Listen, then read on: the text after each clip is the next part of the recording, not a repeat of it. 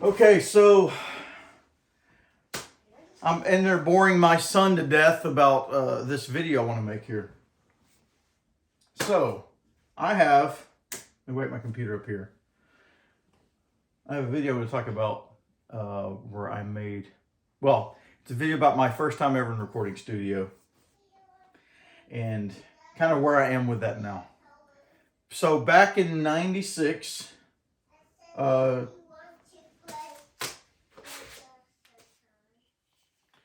December 7th, 1996,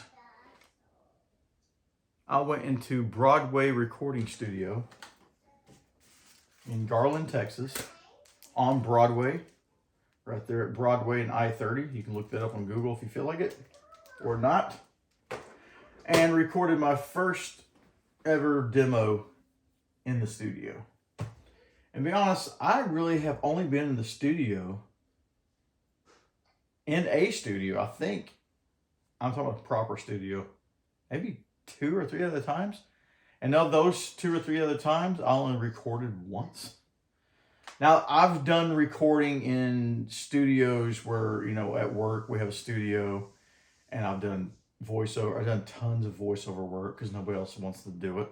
I don't really care to do it. But anyway, so other than that and visiting some studios and that sort of thing, to me, this is my only time to ever be in a recording studio for a project, to actually go in and do something, you know, be there for hours and do stuff.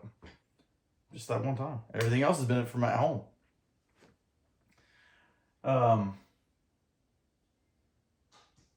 So what happened was, in those years leading up to that, I was just in, you know, learning how to play, learning how to write.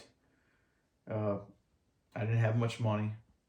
Acquiring some gear here and there, learning how to use the gear, get familiar with it. What I was playing at that time was, well, you see right here's a Boss, I never call it the whole name, it's really long. I just call it a DR5. The Boss DR5. Dr. Rhythm Section DR5. And there's enough videos on YouTube, you can go check that out. But basically with this, you have 4 tracks. You have a drum machine, you have 3 instrument tracks, and it's general MIDI. And I didn't even realize this till recently, that I didn't realize that general MIDI changed over time. I thought general MIDI had always been general MIDI. And then I remember seeing in my keyboard GM2 sounds, like, oh, this is general MIDI too, or I'd see that, like, oh, this is general MIDI too. I thought they just added some more instruments. But I thought general MIDI was the same over all the time. I had no idea that it actually changed. Anyway, this is equipped with general MIDI. And when I started looking around, well, I know what it was. I went to my general MIDI sounds in my Roland XP60, and they sounded different. I mean, many of them were the same, but there was different instruments, and then some of them just sounded different. Like they sounded stereo, where this one they sounded mono. I was like, why are they so different? Then of course I looked around and realized, oh wow, this stuff did change a lot over time. It's not such a big deal, but I'll come back and explain that more in a minute, where I'm going with that. So anyways, I had this thing I used in the studio that day, and I had a Kawai K4 keyboard. I don't have it anymore, obviously, and I don't have the rack version of it. I'm trying to think what else I used that day. I'll have to go through the files, but I think I might have had my Alesis SR16 drum machine at that time still. I think I still had that. And they still make that thing. At least I think they do. It's been around forever. And I had a Kai S900 or an S950 sampler. I can't remember which one I had. They were very similar. I'm not sure what maybe the capacity, the storage capacity was different. I'm not sure what was different between the Akai S900 and the Akai S950, but I had one of them. I think they looked the same too. are very similar. So that's what I was using in the studio at the time. Now that was the day I recorded. But before that, obviously I had to get this thing programmed, the DR5. Because what I did was I programmed my drum machine. If I had the SR16 still. If I had the Alesis, I pre-programmed all of my drum parts. I pre-programmed all my drum parts in the DR5, as well as all of the instrument tracks. And the way you have to do it, you don't just do it as a long song, which you can do in other, like the XP60, you can do things as long songs, but still, you're still stringing phrases together. And that's what this does. You have patterns. So I would write the drum, and you can copy stuff so you're not just doing the same thing over and over again. But I had, for one pattern, you can have a drum kit, you can have 3 instrument sounds, and then when you move to your next pattern, you can change all of that. You don't want to keep changing everything, but maybe throughout the song, you might use the same drum kit through the whole song. But you're going to have to build up an entire series of patterns to do that. But maybe the bass you're using, or a synthesizer bass or something, maybe on the chorus you use one type, but maybe on the verses you're using a different one. But you're limited to only 3 instruments. In my case, it's not like I wanted to keep changing. But to have more instruments, I need piano in the verse or something like that, and maybe I need strings in the chorus, and I can't have more than 3 instruments plus the drums for each pattern. So you have to kind of work that out before. So with all this, programming it, getting everything the way I want, and everything else would just be me playing live. So it's kind of like cheating. So you go into the studio and you're ready to just dump all of this stuff and say, okay, turn it on. It's they were using, obviously they recorded using the I think it was the Alesis ADAT. That's what they were using back in that time. And you could record 8 tracks simultaneously. And then you got that down into a little DAT tape, which I have somewhere. So really, he just has to turn this stuff on and start recording. Hit play. Well, I got the DR5 and the Alesis both synchronized up with each other, so they both stay in perfect time. And you're just going to dump this stuff down to a track. But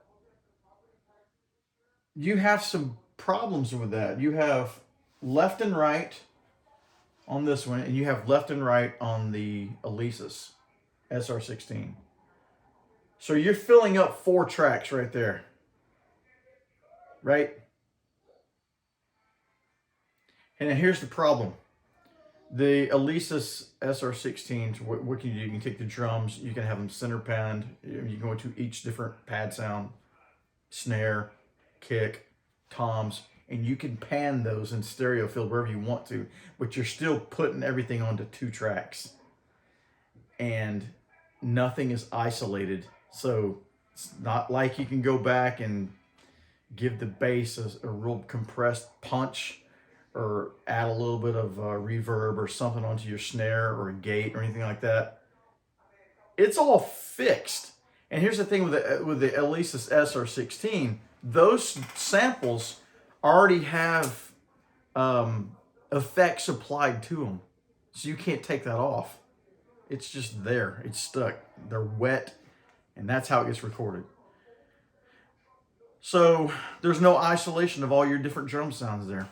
There's ways to do it, but that day, in the amount of time I was there, a couple hours, we weren't doing it. This guy was used to recording country music.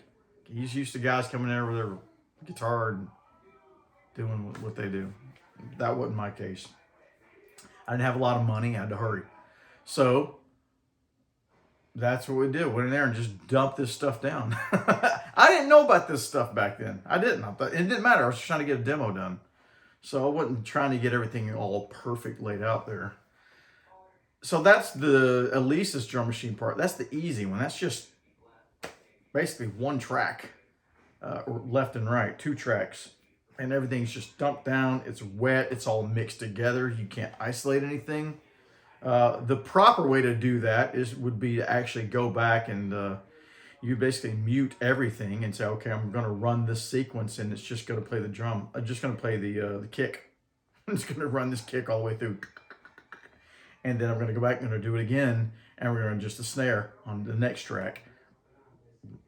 Stereo tracks for each one, obviously. Kick, snare, hi-hat, etc. All the way through till you got all your sounds. It would take up a lot of tracks. And not only that, but if the kick changed, which it did a lot, I would have in a different pattern. I'd use a different type of kick. That needs its own track. If not, you can imagine the problems with that. So you could have all of these tracks just for that one drum machine. The guy there, he doesn't know anything about SMPTE. I don't know anything about SMPTE. I know it exists. I understand its purpose. Neither one of us are sitting in that studio trying to figure that out. This guy would have had to work his tail off to get everything the way it needs to go. It wasn't going to happen. Like I said, it's experience. I didn't have the experience. He didn't have the experience. It was never going to happen. But that's how it went down. So there's the first 2 tracks. I don't remember what order it was in, but there's 2 of the tracks from the SR16 drum machine. Now you introduce this one and you have the same thing, but now multiply it by 4 instruments. You have drum machine, and then you have 3 other instruments, and that's just in one pattern. The next pattern, going from, let's say, a bridge to the chorus, man, the next pattern may have completely different drum sounds I'm using. So a different drum kit. And then different instruments. Again, you can pan these drum sounds left and right. You can change that about them. And you can do the same thing with the instruments. Now this one's different. The instrument sounds coming out, they're just going to go left or right or center. Just going to move in that spectrum. But they're not true stereo. They're general MIDI, but they're not. It's not true stereo. There's no richness to it. They don't have that thickness. Whereas my XP60, those general MIDI sounds, when they come out, maybe they're being processed and I just haven't looked, but they just sound richer. You can tell that there's a little bit of something going on, like a sweep. You can hear a little bit of, there's a stereo spectrum to it. It's not just being panned left or right. This one is definitely just being panned. And but you go back to the same thing I was talking about with the Elisa's drum machine. You got that same thing here for one single kit, where you could isolate each individual drum pad to its own track, and then you get to the next pattern, and then now you're using different drum sets, a different drum kit. Now you've got to add more tracks. You can have all of these tracks, just a ton of tracks, just for drum kits. And I did 4 songs that day. And they're all just recorded down just onto this 2 tracks. So 2 tracks for the SR16, 2 tracks for the DR5.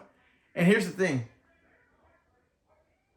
The drums and the instruments are all getting mixed together on these 2 tracks, left or right, depending on where they're panned. That's it. SR16, left, right, DR5. 3 instruments in a drum machine that changes from pattern to pattern on 2 tracks. You see the problem there? It's just all flattened out and mixed together. There's no kind of there's no seasoning. It hasn't been treated at all. And there's no reverb, there's no kind of effects, no processing whatsoever done on any of these tracks for any of these instruments. It's just the guy turned the machine on and we hit play. The 2 were synchronized together and it just laid everything down. That process took, well, when I looked at the time on there, it was The track duration is 18 minutes and 46 seconds. Sorry, I got my wrong glasses on. That's how long all of that recording was. Now, those 4 tracks are laid out. The next 4 tracks, there's only 8 tracks total. I've got 4 tracks left. And I haven't gone back and listened to everything yet. Is going to be me playing my Kawai K4. So the live playing part. Which I believe are like lead parts and maybe some pads and some stuff like that. Maybe some brassy pieces. I don't remember. But most of that was sequenced. Everything came just right out of these machines. And then the other parts of me playing live. And then the rest of the tracks would be left over for me singing, you know, the main vocals and maybe a little bit of backing vocals. And that's it. We were done. And I said, yeah, now what do we do? And he said, oh, I'll mix it out and take care of it. And he didn't require me to be in the studio for the rest of that time. I mean, I would have been better off doing it. But I think maybe he was going to charge me if I hung around for that. So either way, I think I was there for about 3 hours. Between recording, you know, all this stuff and then performing some stuff and him having me do a couple retakes on the vocals and things like that. I think it was about 2 or 3 hours, probably about 3 hours, I think. So anyway, those are the issues I have with it, is all that stuff just being flattened out and just isolated down to just a little bit of thing. But that's the limitations of my budget and my experience and that guy's experience. So what I've done was back in, I think it was 2013, going through some boxes, I found these again. So like I said, what the guy gave me was, well, he said, you know, hey, go ahead and go home. I'll mix this stuff down and call you when it's finished and you can come up here and pick it up. Okay, what am I picking? I don't even know. So I'll go up there. At that time, I didn't know what this was. I mean, it's a VHS, right? It's a VHS tape. I don't understand how this stuff works. But, so I went back. He gave me this VHS tape that says original master. And he gave me a DAT tape also.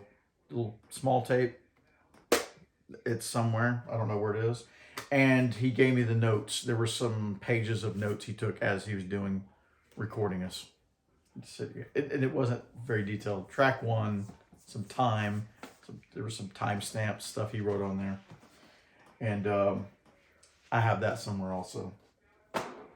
And he also gave me a cassette tape. And we're talking about a cheap, come here, baby.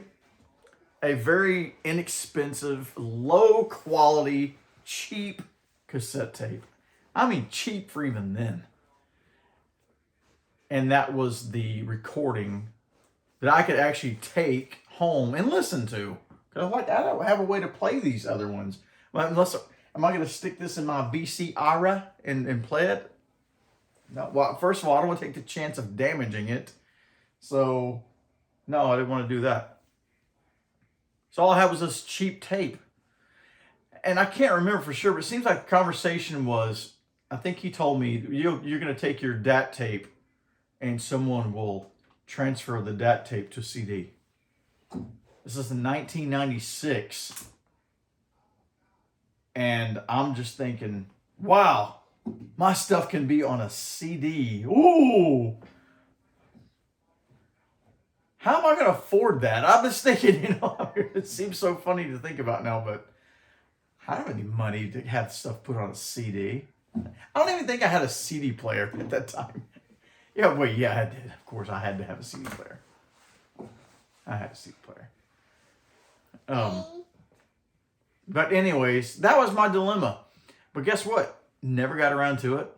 Never had I probably did have the money for it, but I didn't know what was involved. And it was something that was going to sit on the shelf until I decided to make a priority out of it.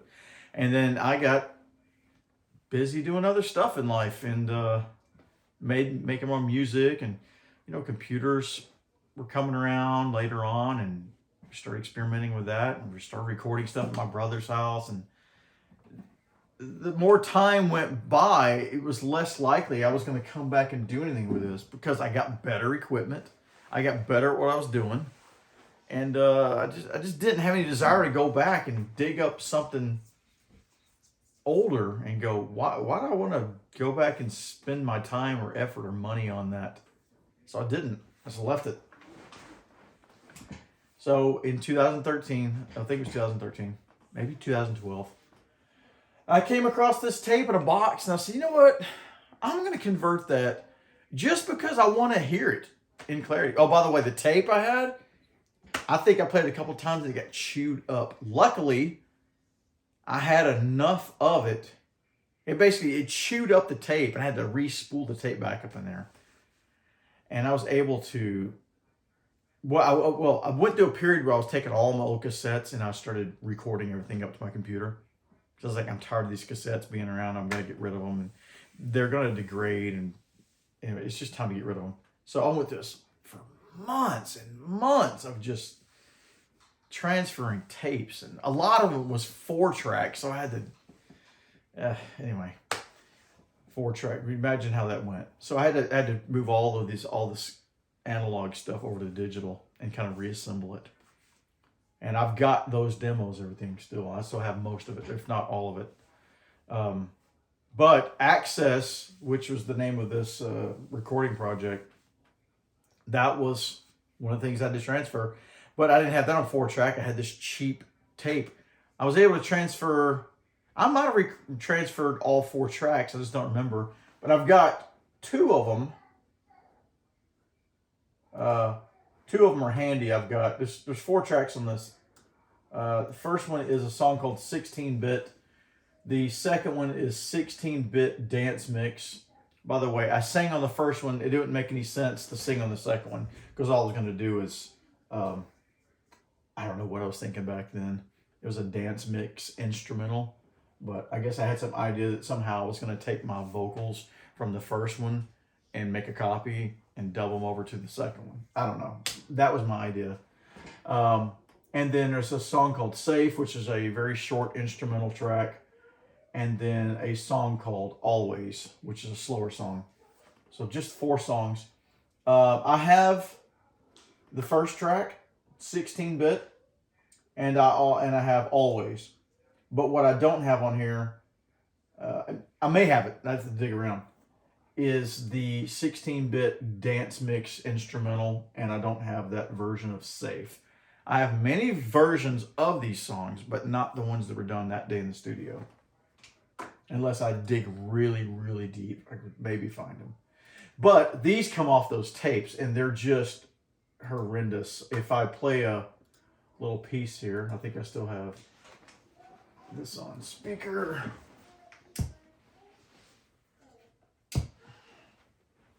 Just let you hear how garbly this is.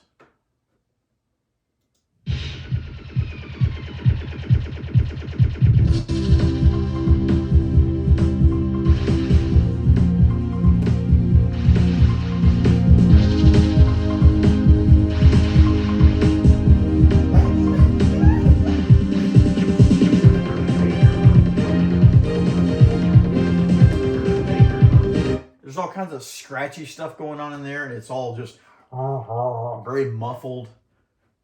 Let's hear this one. I think this one's worse. Yeah.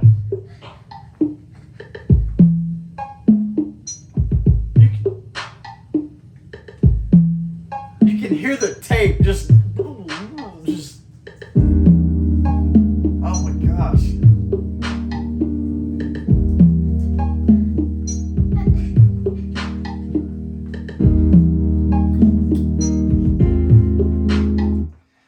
I will put a separate video up with these 2 tracks in their current state.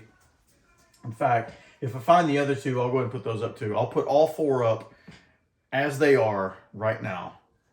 And it's, oh, I hear I cringe. But I will do that for you. I will make you cringe just like I do. Anyway, 2013, I finally got, I say it was 2013. I want to be sure about this. I made a note of it. When was that? Yeah, see, I kind of started writing a little story about what I was doing, but what I put on here last was fast forward to March of 2013, I came across the original ADAT tape. So that's where we are now. Well, we were. I took that tape. I don't remember if it was this one or if it was the other tape, but I sent it to a guy in California, and he transferred everything to these two discs for me. And I was like, what's the difference between these two discs? And I labeled these last night. And then this one is just a duplicate of the first one. This has, it says 9 tracks. So what I did was in 2013, I got them back. When was it? I don't know when.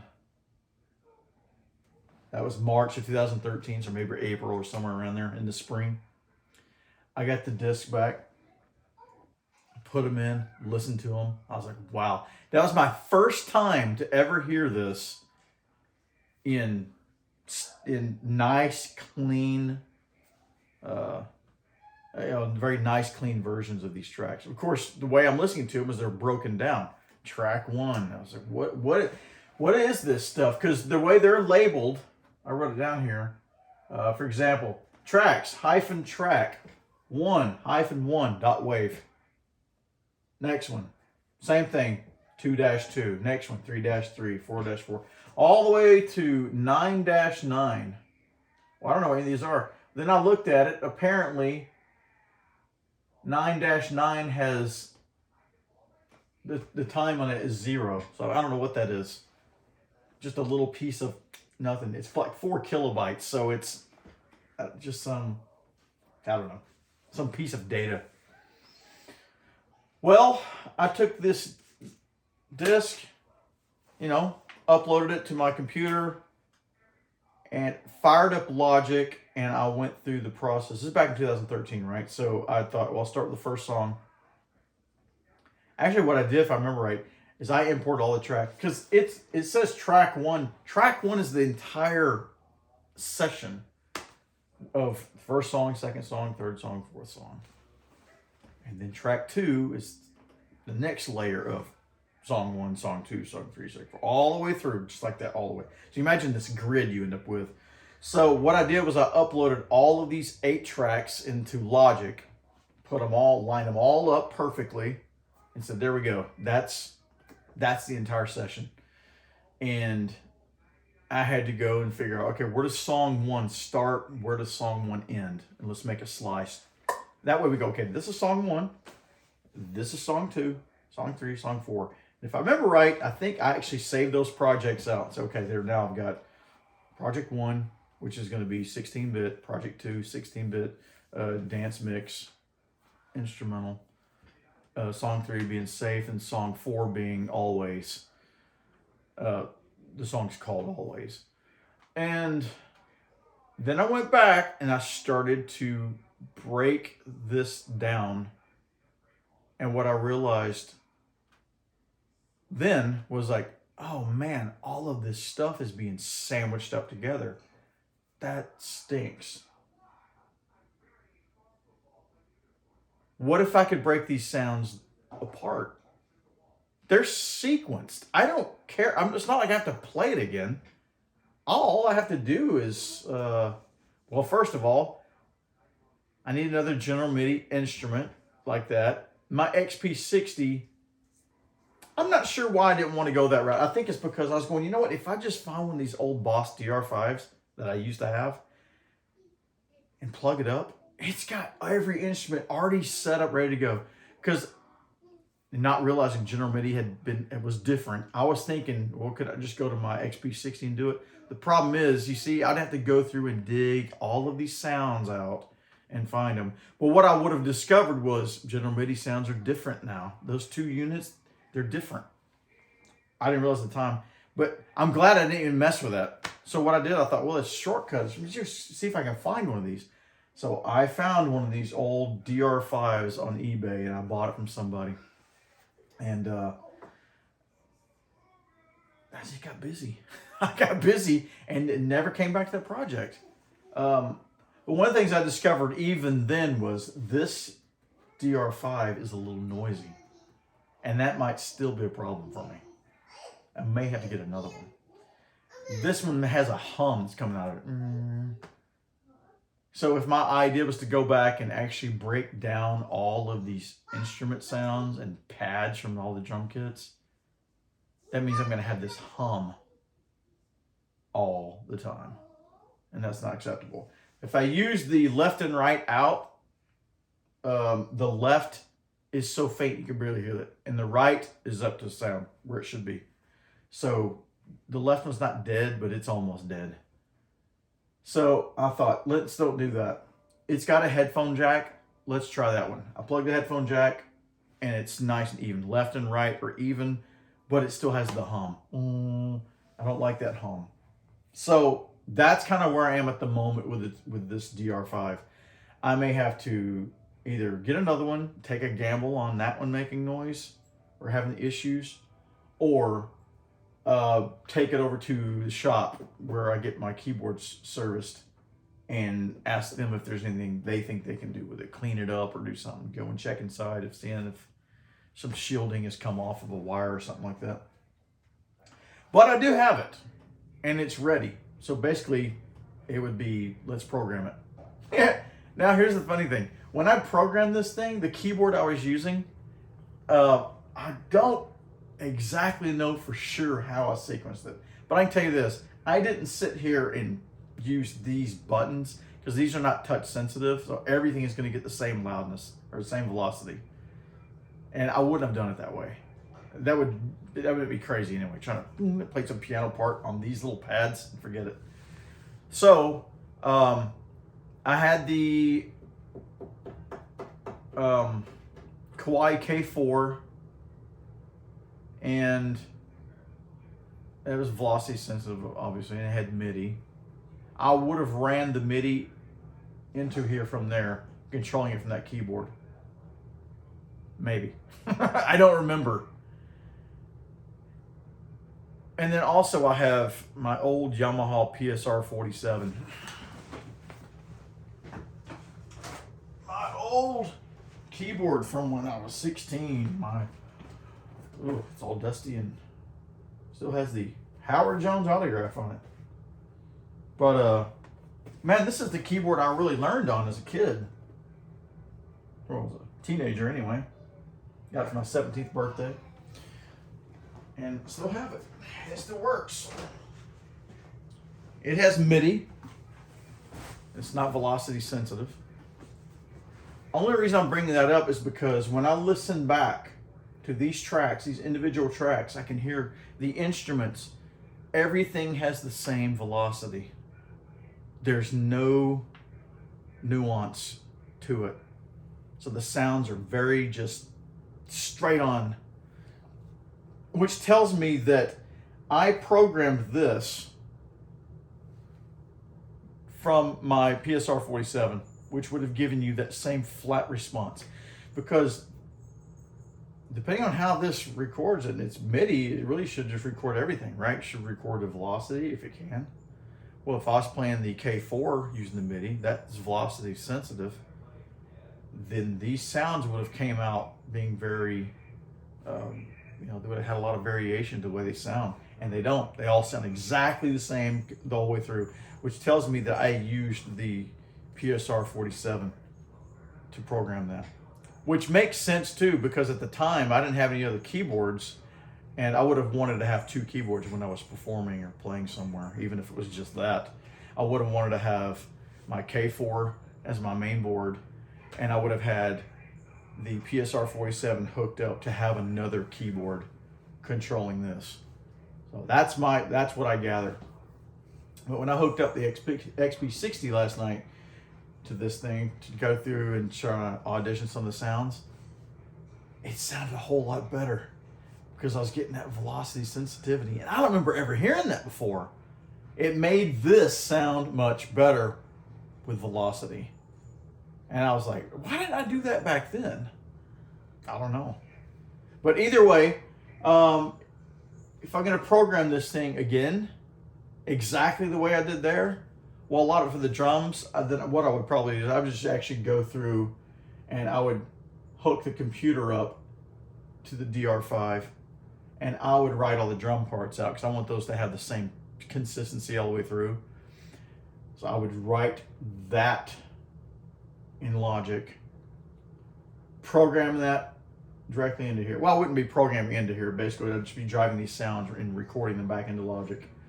Logic is the controller, and this being just a tone generator, not a sequencer. And then the instrument parts, I would control this time, instead of with a PRSR 47, I would use the XP60, so those sounds become more dynamic. But that means I would have to play them or program them exactly the way they were before. So I want it to be an exact duplication. Problem is, I don't have the MIDI data. There was never any MIDI data dumped out of this, well, out of my original DR5 and kept. And I just don't have it.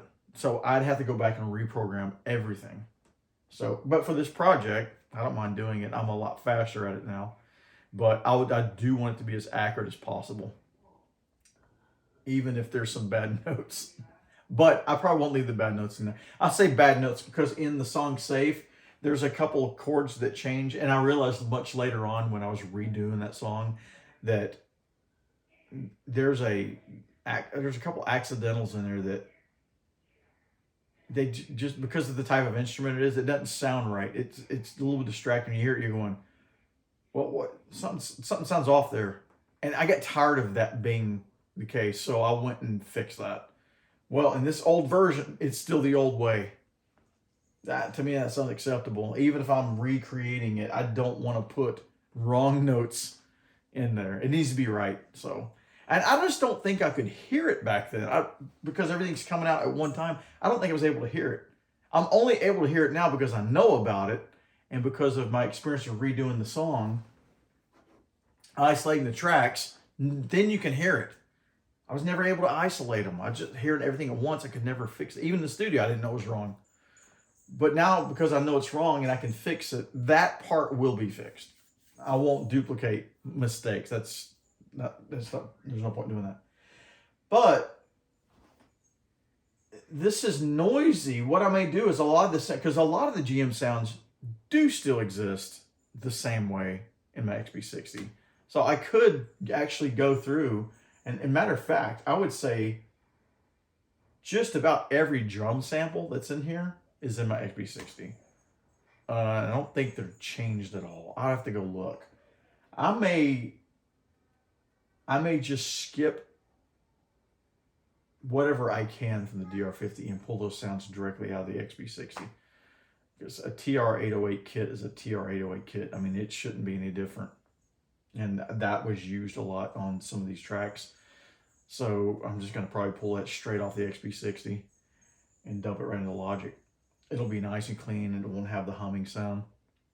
Some of the other stuff like the fretted bass guitar GM sound, that's really no different. It might be a little bit different, but if I'm going to pull it in Logic and then start treating it with effects and everything, which is what I wanted to have done, it's going to get some treatment anyway. So I don't mind doing that. But what I won't do is sacrifice a sound that was in here for something else that doesn't exist in the XP60. For example, there's some kind of guitar swelling type sound. It's like a pad type sound. It swells up, and when you let off the key, it just kind of stops. That's in here, but it does not exist in my XP60. I haven't checked my Phantom G7, but I would doubt it's in there either. So there's a couple instruments that are in here that I don't have elsewhere. So if I end up replacing most of the sounds with better equipment, well, then I'm only going to have to go back to the DR5 really for maybe a couple sounds. I don't know. Then that brings me to another realization. I don't have an Alesis SR16 drum machine anymore, but I did download an entire library of Alesis SR16 drum sounds. Problem is, last summer I screwed up my hard drive and I had to basically resolve everything. And I've gotten a lot of my stuff back, even though some of the files are damaged or corrupted. I just have to go back and see what I have. But if I can find those SR16 drum sounds, well then I'm good to go. I can go back and I can use a what's it called in there? It's the drum sampler thing in Logic. I can use that and build up my kits in there with my samples to recreate all the SR16 stuff and get all my isolation, and I can do all that in software. But the next piece is I don't have the Akai K4. I don't have that anymore, so there's no way to replicate those sounds without actually owning one, or the rack unit. So maybe I don't have to. We'll see. When I go back through these tracks and start going through, I'll listen to those sounds and hear how. Hopefully, if they're isolated, then I won't have to worry about it, because that stuff's not programmed. That's all played live. And my idea behind this project is not to replace every piece of music. It's not, because what's the point of that? It's no longer that session anymore. I just want to replace the pieces that were sequenced. I don't feel guilty about that. It was not played live. The part that was played live was me going, hitting the play button. So the K4 stuff, hopefully we can keep all of that. I'm just hoping that there wasn't any thing played up. No, there shouldn't be. There's no other instruments going on. It's just that one. So that should all be fine. I haven't gone back and listened to all this yet. All I've listened to is last night is I listened to track 1. And I started going through track 1 just to figure out what was on there. So for example, track 1, 16-bit, instruments and parts, Boss DR5, drum custom, which means I got to go through and figure out what all different drum pads sounds I was using. Tone 1 or track 1 is General MIDI Piano 1. Track 2 is Synthesizer Bass 1. Track 3, Synthesizer Bass 3. And then after that, 16-bit dance mix, Boss DR5, drum, custom, T1, piano. I'm not sure why I put, okay. All right, it's all the same instruments as the original one. And then safe, Boss DR5, drums, custom, tone 1, steel guitar 1, tone 2, not used. Tone 3, it's called warm. It's a pad, some kind of pad. And then apparently there was another pattern used where I utilized some more instruments, because you only have so many tracks, right? I used square, fingered bass 1, and then poly. And then last would be always Boss DR5, drum, custom, and that's all I used. It's just a loop, just same thing over and over all the way through that track. So all the other elements are built up on track 2, track 3, track 4, track 5, etc. So I've still got to go back to those other tracks and figure out what's all on there. So basically I'm creating this grid, this map of instruments and sounds used before I even think about starting to do all this stuff. I have to do all of this so I can go and reconstruct everything in Logic, break it all down, and then basically just start recreating it.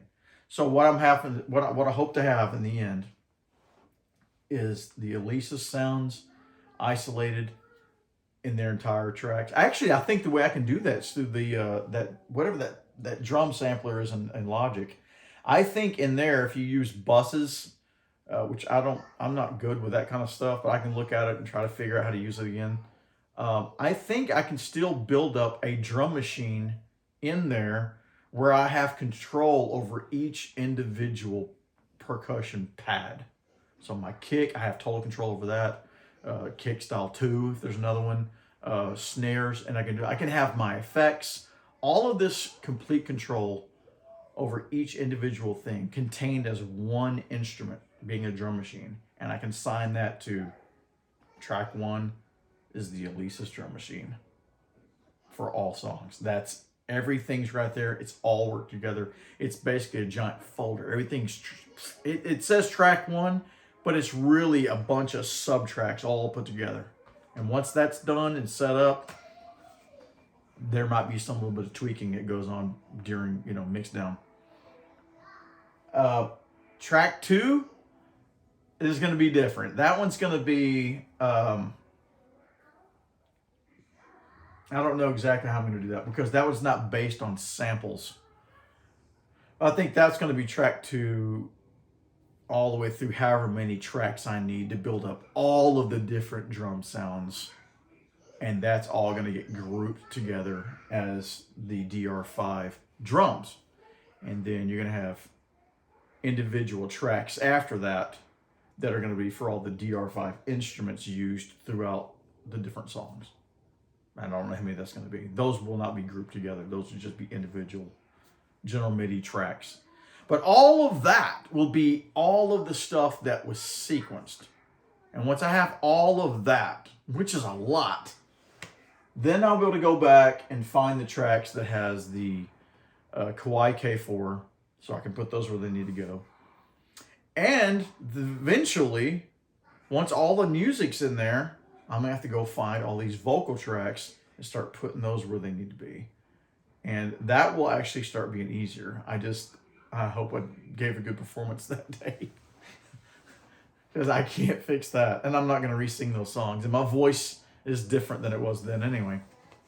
So, and I can't sing that high anymore, I don't think. There's some timing. I do remember there was some timing issue towards the end of one of the songs where basically the meter stops. And I'm just trying to end the song and it kind of fades out. Probably should have just let it repeat and then fade out, but we didn't. We brought the song to a close. And my metering was not right between my playing and my singing. Obviously, I played the stuff, and what happened was I either slowed down in my playing or I got faster. When I say the meter had stopped, the drums had stopped. It was just instrumental at that point for, 4 to 8 bars. It's just me playing solid chords, and there's no rhythm to follow. So when it was in the studio, to get to that point, when I was singing, my singing couldn't follow my playing because I wasn't doing those together. So I didn't really know where. There's no cue for me to kind of keep my timing right. So whenever I do remember back in 2013 when I started putting that back together, I do remember coming across that problem going, how am I going to fix that? And the only way I can think to fix that right now would be just that one part of the song. I can't replace the vocals. Would be to just replace that piece with me playing it. And that would require me either buying a K4 and playing that part again.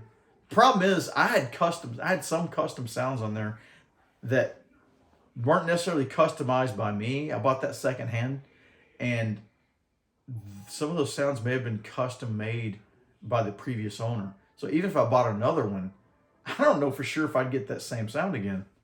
The same exact sound.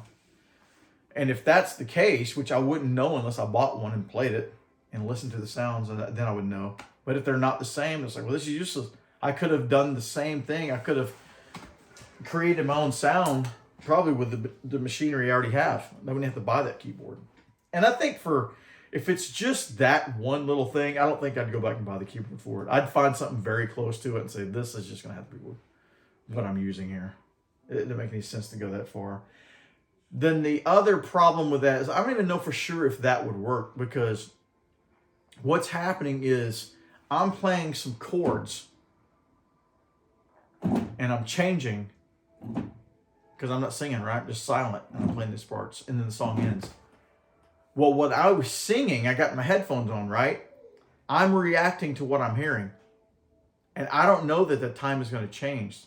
So I'm singing along this part of the song, and the chords change a little faster or a little slower than I'm used to, and it messes with my head. I'm oh, so you can hear that I force myself to either speed up and try to catch up with it, and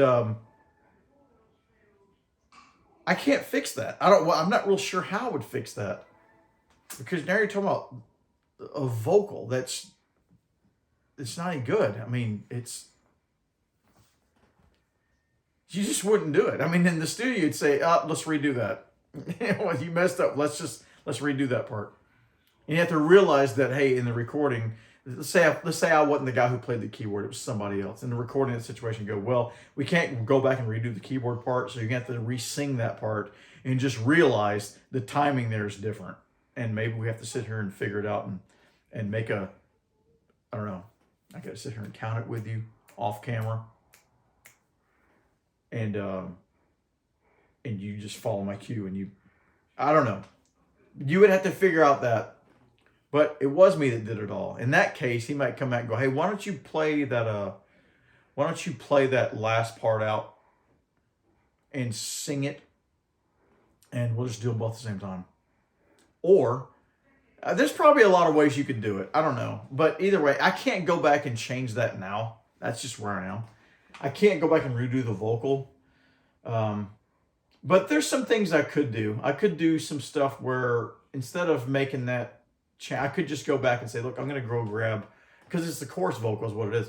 I could just go back and grab a part of the chorus vocal from the middle of the song, bring it to the end of the song, drop the drums, have the regular keyboard from the middle of the song, put that in there, and just let it play out. If not, then you could take a piece of the song and just loop it and then just fade it out. There's some things you can do, but I'm not sure about that yet. But that's the project on this song. That's the goal behind all of this. And maybe no one will ever hear it, but I've got the stuff here to do it, and I want to do it, and I think it'll be a fun project. So if you've stayed with me this long, you can see how labor and time intensive this project could be. And it may not even sound that great. But I have to do it, man. I set out to do it that long ago, and I know it's an old project, and it's going to sound very dated and stuff, but I want to do it. I want to finish it and say, it's done. It's done. I can finally say that project is complete to the best it can be. And it's the way it's supposed to be. Oh, one other thing I forgot to mention. The Akai S950 or S900 sampler. I sampled stuff from Ghostbusters, from Back to the Future, maybe even some Star Wars. I can't remember. And I had some sound effects CDs at that time. I'm pretty sure I used little pieces from a lot of those. There's a Dan Aykroyd sample in there where he said, "We've got to make contact." It's the scene where they're in the library and they're seeing the ghost. And I think is what he says, we got to make contact. So I think my brother recorded that sample. Anyway, that's a sample that's in there. There's another sample that's, it seems like it's the Millennium Falcon whenever the hyperdrive goes down. That, it's kind of that sound. I think that's in there. And I think Back to the Future, there's some samples used from Back to the Future. Maybe it's not in this session. It might be something else. But I know at some point I recorded the sound of the time machine. Might be whenever he just came back from traveling time or something. I don't remember. There's some sounds I recorded from there. I think one of them might even be the tires screeching on the ground. And then, like I said, there were some sound effects CDs where there's some weird kind of zapping sound. Some stuff like that. I just recorded a lot of those different things. I put them in there. Put them in my sampler. And those samples were being controlled by my Alesis SR16. It had a MIDI cable coming out, going into those. And instead of playing those pads like through an Octapad or something, they were just being triggered straight from the SR16.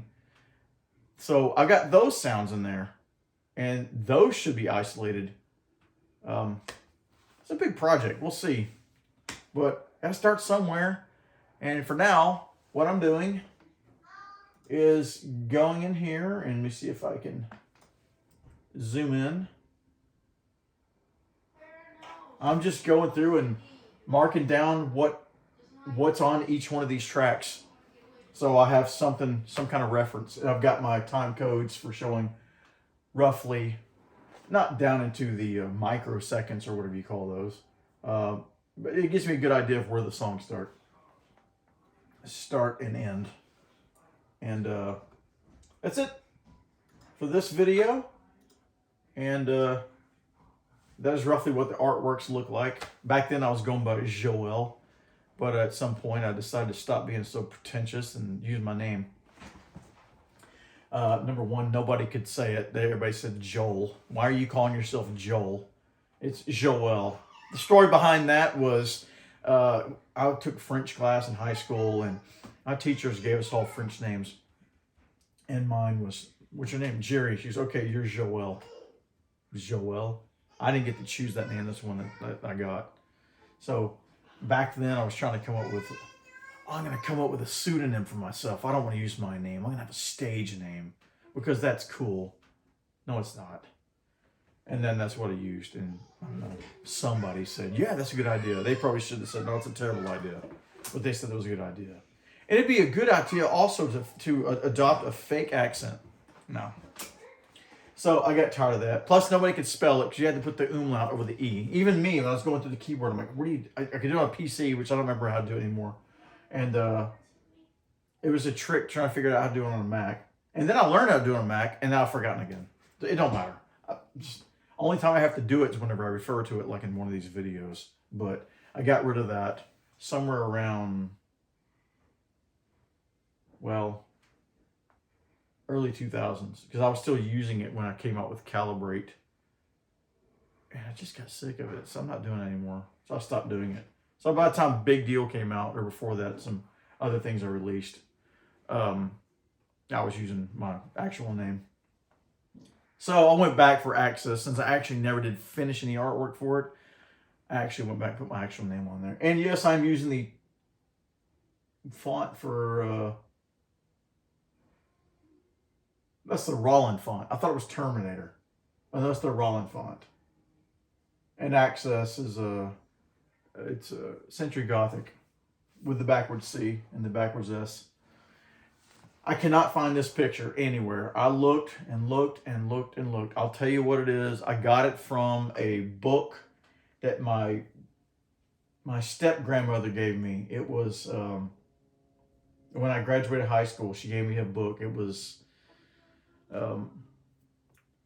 Bible Facts or something like that. The Bible Facts in the World or something like that. It was some kind of book about places in the Bible, and they were illustrated, and you could, these are places you can go see and all that kind of stuff. And there was this picture this one right here, and it was in color, and it just, I don't know, it was kind of, it was like somebody's down inside of a dungeon in the, they're kind of caged in. And one of the doors is open. And I just thought, oh, that's kind of cool. It's like, hey, man, I can get out of here. All I got to do is, the gate's open. All I got to do is ascend the steps here, and I can have out. I've got access to my freedom or whatever. That was how I came up with that. Access. What does access mean? I don't know. I think I've named it Access just because of the picture. And